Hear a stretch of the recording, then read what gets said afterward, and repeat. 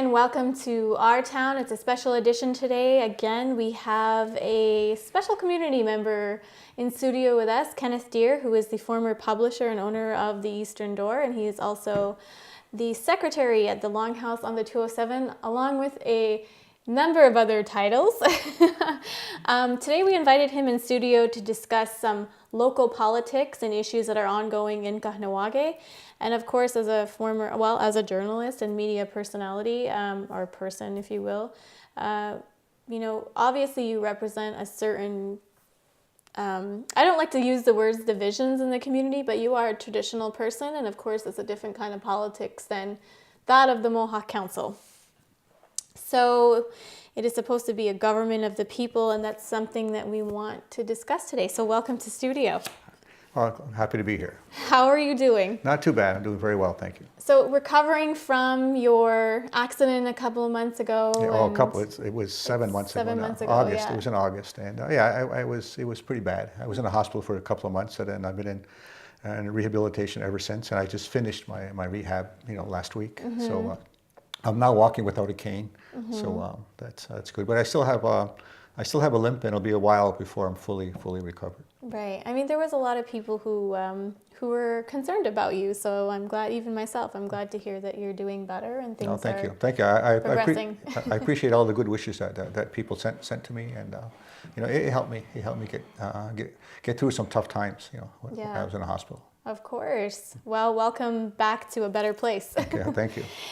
So we're going to discuss today a few of the things that are happening in the community of Kahnawake and see what your take is on things.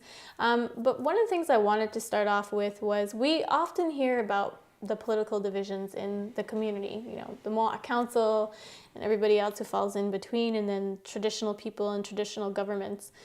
And it seems like for a very long time, these things have not, been able to connect. And you hear a big example is of the community decision-making process that was presented to the community a few years ago with regards to lawmaking and decisions coming through this process. Now, I know that there are a lot of people, traditional people, who will say, well, we're not going to be participating in that because it's not a reflection of who we are.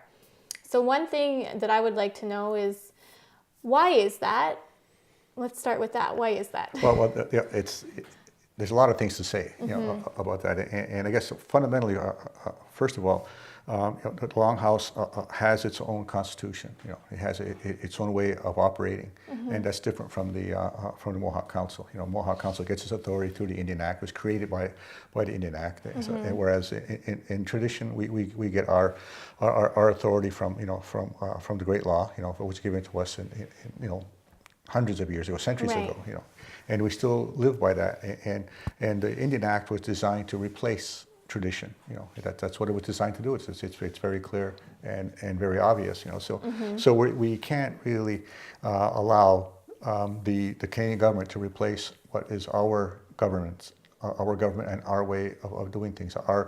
It's a fundamental right for us to have our own governance, to be able to make our own decisions in the way that we have been doing for centuries. We can't allow a settler state to come in there and say, you can't do that anymore. This is how we want you to make your decisions.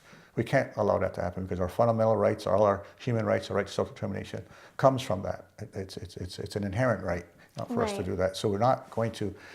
It's a point of principle, and so we intend to maintain and maintain that position, and the Guyana Goa is holistic. It has our political structure, our social responsibilities, and our spiritual cycles is all included in that, and including the clan system, clan mothers and the chiefs that come from the clan mothers.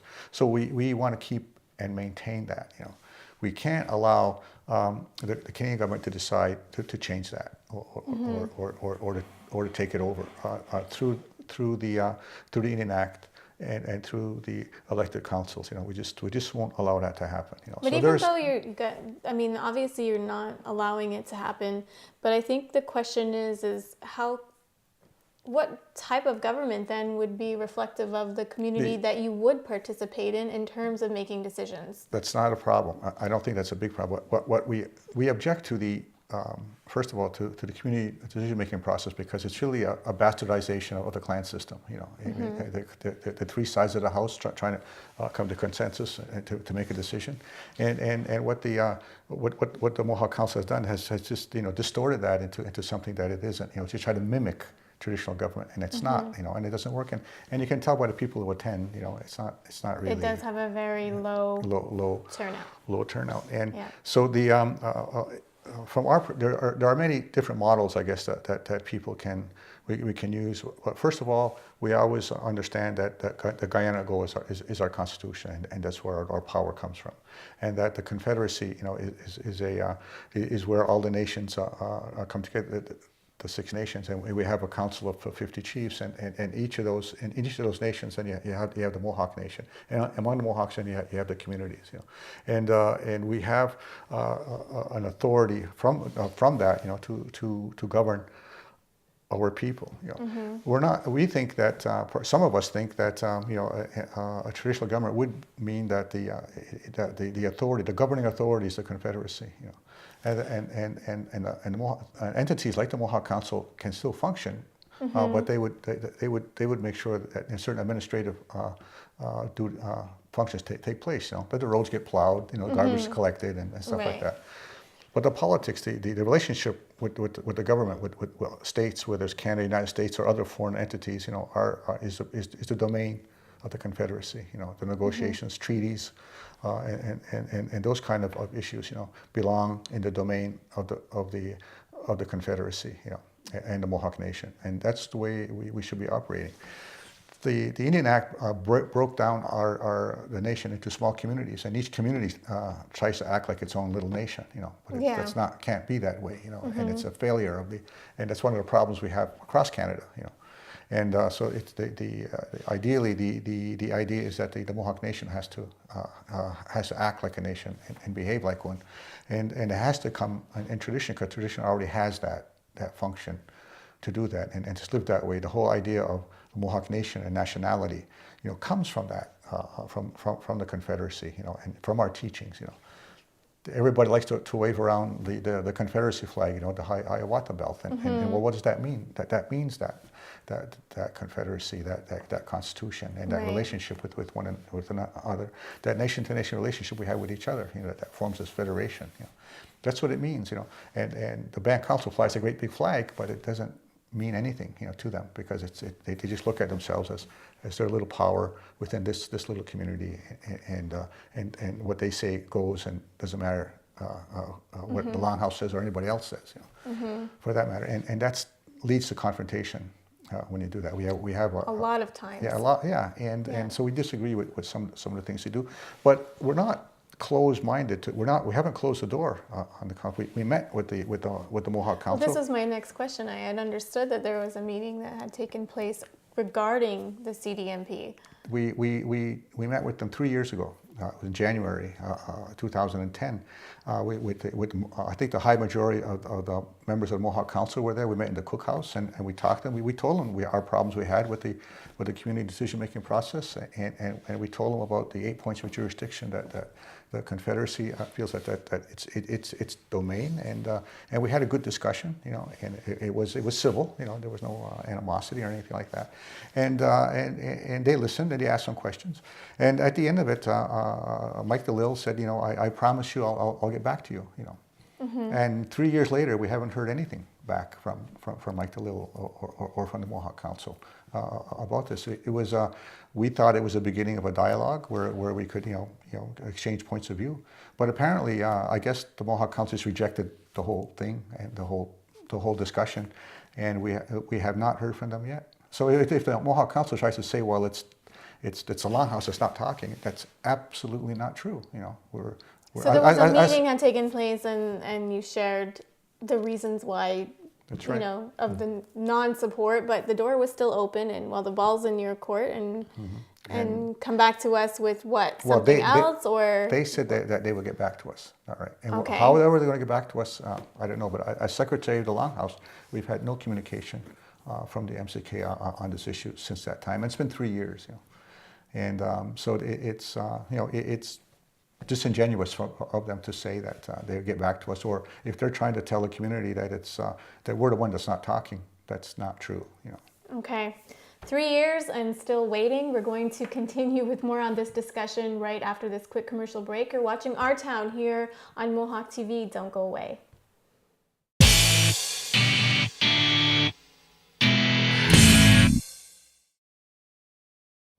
And welcome back to Our Town. You're watching here on Mohawk TV. And don't forget, we do have a new media up and coming in about a week's time. Keep checking on www.ganawage411.com. This interview will also be on that website. So we're going to continue. So 3 years later, still nothing. And there's been absolutely nothing from the Mohawk Council to say, hey, we've thought about you and this process. So were you guys surprised to hear, well, we're going ahead with it anyways, regardless of what you thought? We're not surprised. What we're surprised was that there's been no communication. That's what surprised. When somebody says we'll get back to you, we expect them to honor their word, and that hasn't happened. And then, of course, other things have come in the forefront since that time. The whole issue over education and other issues, have gotten in the way. But there's no dialogue, going on at all. So that's just the way it is. So where do things stand now in terms of the traditional body people sitting back and looking at all this process going through and all these laws being made and some of the bigger issues in the community? Are there any concerns that things are changing fast? Yeah, there are concerns, and we always look at. Try to decide what should apply to us and what shouldn't, and that's where the conflict becomes, because we don't think the MCK represents everybody, and they even say they're ambiguous about that. They say, well, when we're elected, we represent everybody, but then at other times they say, well, we only represent people who voted for us. It depends on what suits them. I believe. That's right. They have they're a little schizophrenic about that. So so from our perspective, there are certain things that are happening that we might not agree with, and we might not take part in, or recognize. Other times, some things are it's not really relevant whether.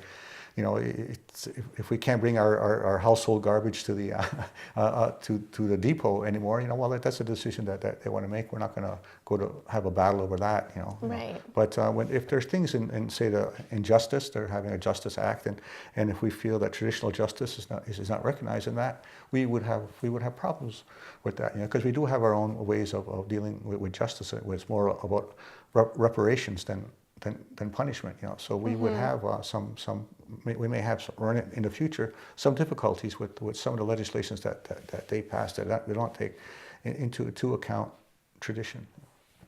But if a lot of the things that are happening are non-reflective of the traditional system, then why not step in beforehand? Why not say anything prior to all of this stuff being passed or dealt with? We thought we started when we met with the MCK, that look at these are the kinds of jurisdictional issues that we think that we should have a say in, and then so we expected them to get back to us, but they haven't. They decided just to go ahead without us.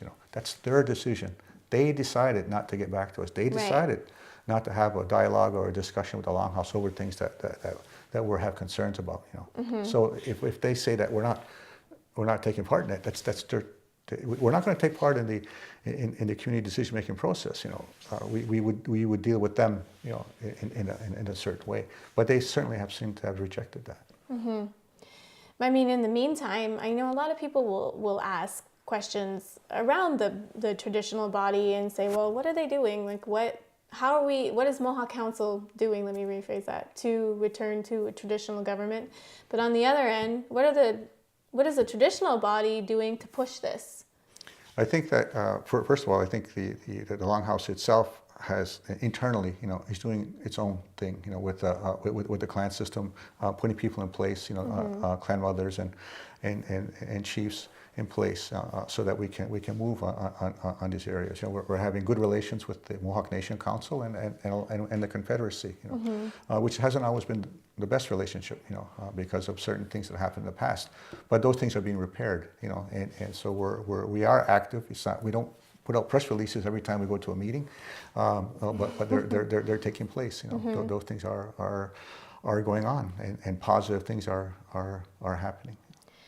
What type of alternative solution can be offered in terms of a government that would reflect the community as a whole? Well, I think some of the problems that I think the community has, and what the Mohawk Council has, is that they really got sucked into this, into what the federal government is doing, their agenda, their how they want to do things. It's a very hostile government right now with the conservatives in power. I mean, who knows how long they'll be there? And how much damage will be done between now and when they lose the next election, hopefully. Yeah. It's difficult, and I think the MCK should be taking stronger positions. I'm very critical of the Mohawk Council and others across Canada who went and met with Harper in January. I thought that was a mistake to go meet with Harper without the Governor General. They had a whole movement behind them across Canada, and they had the opposition parties supporting them that they should meet, that the Governor General should be there, and they gave that all up, to have a brief meeting with Harper and some of the ministers, and which got nothing out of it. They got really nothing. All they agreed to was that they will meet again. That's a waste of a national movement, just to get that small little gain. And I don't think they didn't have, not just the MCK, but that a lot of the part of the AFN didn't have the backbone, to stand up. Hey, we have something here, and we should. And regardless of what the Canadian public has to say, or Harper, you had the powers in with the people, and gave that up. You can't do that, and there's something wrong with the thinking when you give that up, and that Harper has this authority or power to break that. And I think that's what Harper did, and that's why Harper's public popularity went up, because he was able to break that, and that was a mistake to do that. And they should have continued, with refusing to meet with Harper and only meeting with them on their terms. You can give in a little bit, a little give and take, Right. But well, they definitely had the upper hand. Harper, all Harper had to do was pick up the phone and call the Governor General. Hey, I'd like you to be at this meeting. That's all he had to do. Yeah. That's all he had to do, and it would have been done. It would have been. But he wouldn't do that, and that he had to show everybody he's the boss, and he showed it, and the movement lost that momentum. The AFN, and all of those people that went there, gave up that momentum. So do you think that in comparative analysis of the political feel in the country, do you think that definitely reflects where the Mohawk Council is at this point in terms of being embedded in that Canadian government? I think that I wouldn't say it's embedded in the Canadian government, but certainly it's not willing to challenge them. When it had all the power it could, when it had the people behind them, they gave in. And I think that shows where the fear of the federal government is greater than they have, then their, I guess they feel the fear of the federal government was greater than the support they had of the people across Canada. And it's interesting that you say that about fear, because we see that filtering down into Kahnawake, and a lot of people are questioning, well, what has the Mohawk Council done politically in a long time, maybe in the short term, if we focus on what have they done in the last year? In your opinion, have you seen any movement? No, I think they made a mess of the education issue. Total mess of it. It's unbelievable that I was absolutely shocked when they suspended the school committee. I mean, absolutely, totally uncalled for, and also beyond their mandate. You take a body that's elected by the parents, and then you suspend them. For what?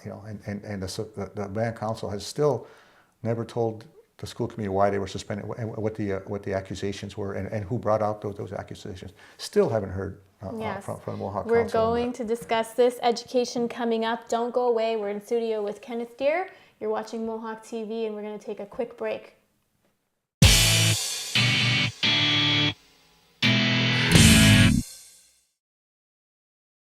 And welcome back to the program. We're going to jump right back in. Before we left, we were discussing the government and education and where we are in this past year, because it's been over a year now, and you were just saying that they've really managed to make a mess of the issue. So let's continue on. Well, you have to go back to the beginning, and, Yeah. and you, from my perspective, and also from what people have said, beside the whole issue with the school committee seemed to revolve around the Longhouse membership in the school committee, the Longhouse is being blamed for the termination of the education director, and the Longhouse didn't have that kind of power in the school committee to do that. It was a school committee issue. And just to clarify where that had come from, because I know that there was some issues that had started at KSS with the former director of education and some of the traditional people there, and that filtering down into the education system. I just want to clarify some of that, because some people don't understand that exists, but there was a difference, There was a difference. That's right, and what the point of the matter is that people were blaming the Longhouse for her termination, and the Longhouse did not have the power in the school committee to do that. It was the school committee was a mixture of people, and you can tell by the behavior of the school committee over all this time that they never the school committee never said they were if the Longhouse was what did that driving force. The other members of the school committee who are not Longhouse would have long abandoned the fight and said, no, of course it was the Longhouse that did it, wasn't me.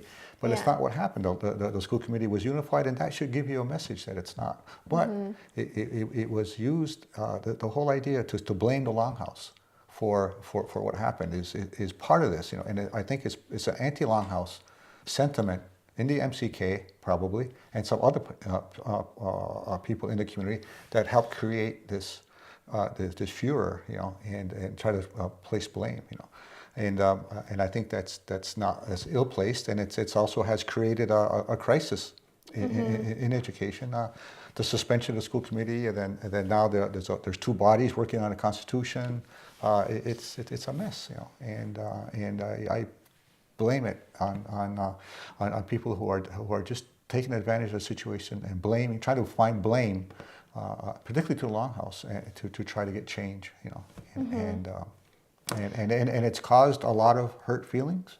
It's caused a lot of divisions among families. It's caused concern within the Longhouse. It's caused concern outside the Longhouse, and one of the interesting, strange things about this is how.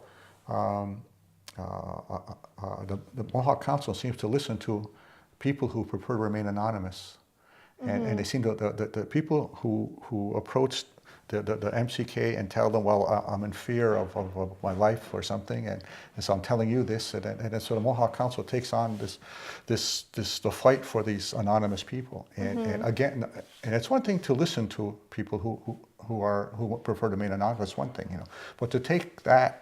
And to go against people who have no fear of expressing themselves, and going against the people, it's not a neutral position. The MCK is not neutral in this. It's not listening to both sides. It has taken, and it continues to take, on the side of these anonymous people, and have these fears or charges, against it, and it's becoming more. It seems that if you speak for yourself. And you try to convince the band council that the band council may or may not listen to you. But if you approach them quietly and say and you say things, well, I don't want to speak publicly because I might be criticized. The Mohawk Council gives more value to them than to those who can speak publicly, and that's wrong. You have to treat everybody equally and balanced. And it seems that the MCK listens to those people who don't want to speak publicly. And I think that's dangerous for any kind of democracy.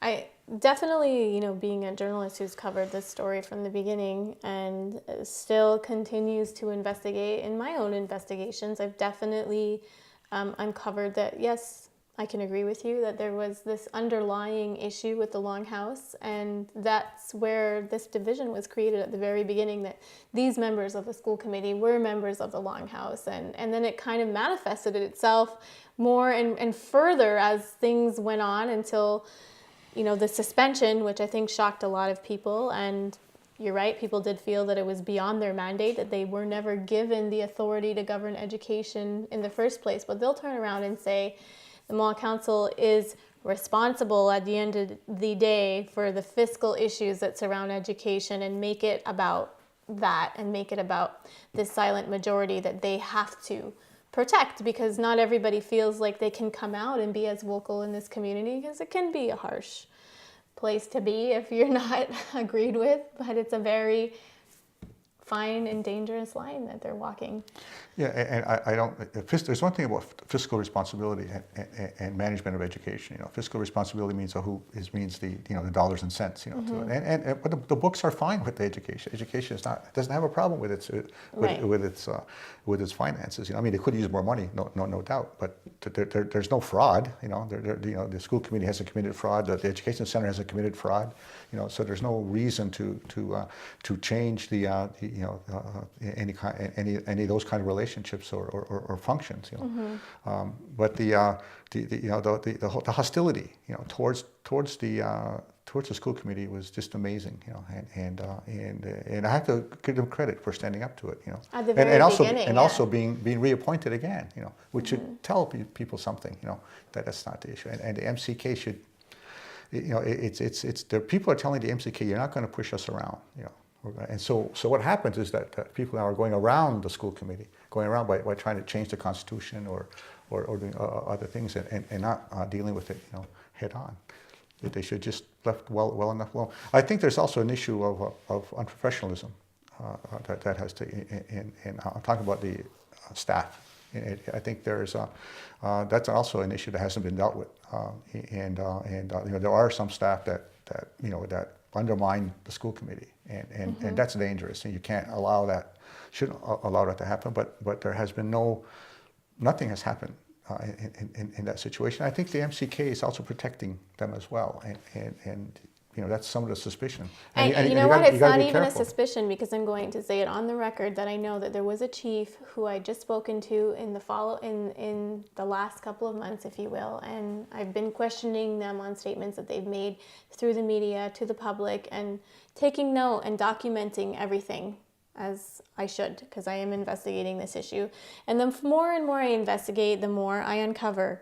And I know that one chief has stated to me, well, I did have to protect the jobs and the security of certain members, of the education system, if you will, employees of the education system. And I countered saying, well, why is that your job? If you know that somebody has done something wrong in terms of breaking confidentiality, giving out documents, why are you protecting them? Doesn't that say something in terms of you being biased in this matter? And I just think that it really uncovered a lot of those issues in terms of the lengths that people are going to try and prove a case. Exactly. Yeah. I think there has yet to be a single reprimand, as far as I know. Maybe I'm wrong. A single reprimand to any unprofessional behavior by the staff, you know, in this whole issue, and that's an indication of what something that's wrong with this. And then now you have this investigation that the MCK is having on the suspension, on the termination of the former director, and you have to be suspect about that, because so much investment has been made on that against the school committee that they're going to find something. You know, they have to find something, because if this investigation finds that within the parameters of they're dealing with, that the school committee didn't do anything wrong, that their process was okay, you know, not great but okay, what are they going to do? What's the band council going to do? So apologize to the school committee for suspending them? You know, is all the staff and all the parents going to apologize to the school committee? I don't think that's going to happen. You know? And I think that they'll find something. They'll find something, even if it's the smallest little thing, you know, flaw in it, you know, and they'll expand on that, as much as We're possible. we're gonna get right back to this. I'm gonna take a quick commercial break. Don't go away. You're watching Our Town here on Mohawk TV.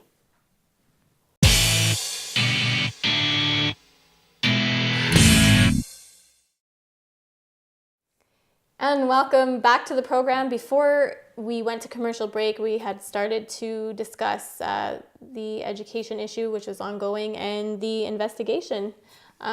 So the independent investigation, you were saying, will reveal. They'll have to find something. I don't think the MCK will, or all those people, they want to find something. They will find something. I can't imagine that. They will apologize for making a mistake for suspending the school committee when they shouldn't have.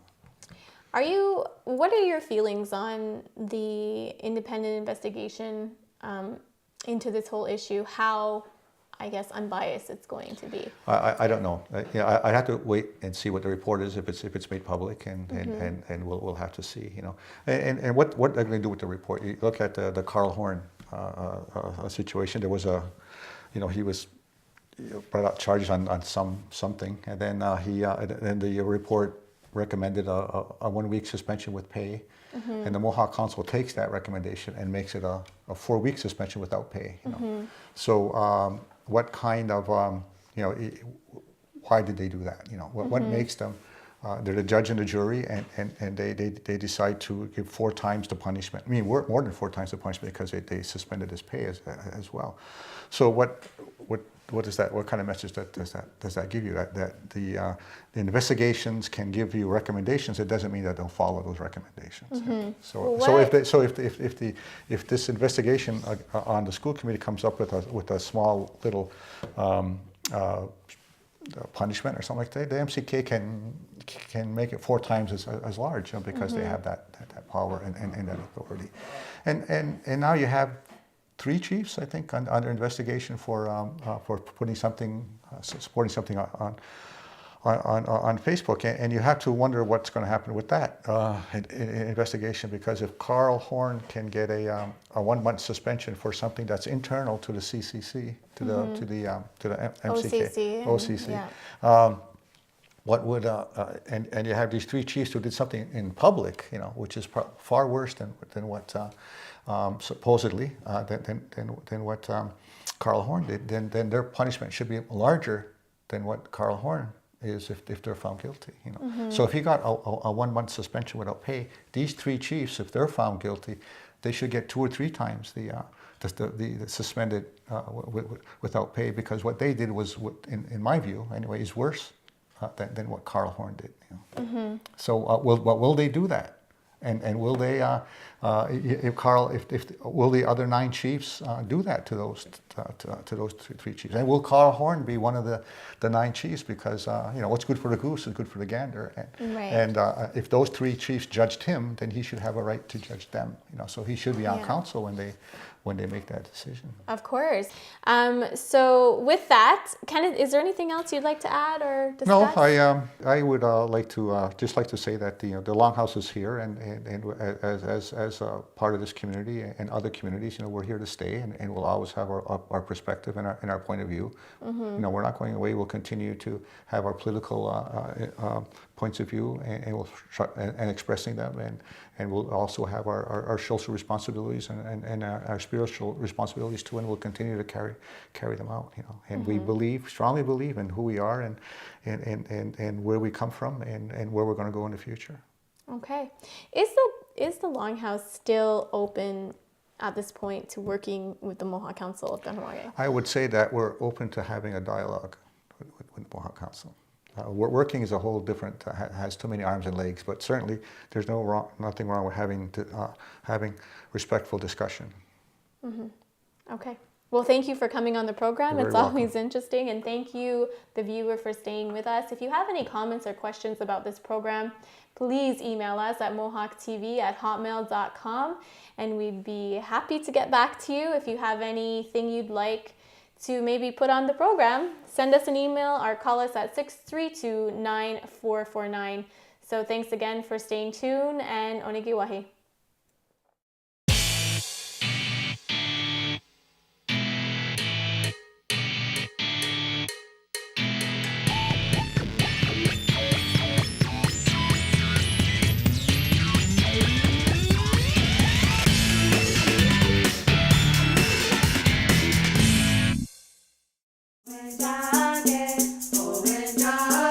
Kanya ke haga thadi adarasте kayerniga hiadu zewaderoru.